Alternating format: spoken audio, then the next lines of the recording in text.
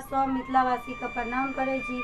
हम मैथिली गीतमाला के माध्यम से एगो बेटा बियाह गीत गाय रहल छी। हमरा भैया के बराती, हमरा भैया के बराती दलान लगल या, हमरा भैया के बराती दलान लगल या, कि आए हमर भैया त ब्याहन जइया, कि आए हमर भैया त ब्याहन जइया।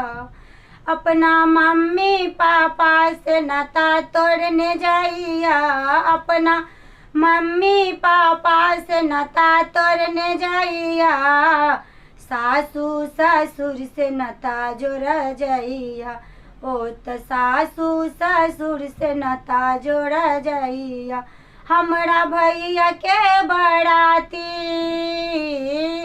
हमरा भैया के बराती दलान लगल या, कि आए हमर भैया बियाहन जइया, कि आए हमर भैया त ब्याहन जइया।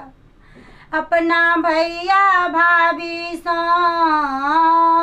अपना भैया भाभी सो नाता तोड़ने जाइया, अपना भैया भाभी सो नाता तोड़ने जाइया, साला सरहज से नाता जोड़ जाइया, ओ त साला सरहज से नाता जोड़ जाइया।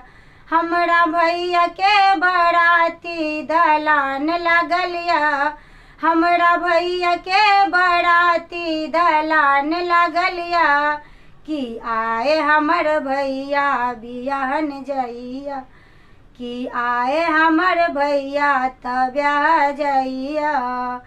बहिन जीजा से नाता तोड़ने जाइया, अपन बहिन जीजा से नाता तोड़ने जाइया,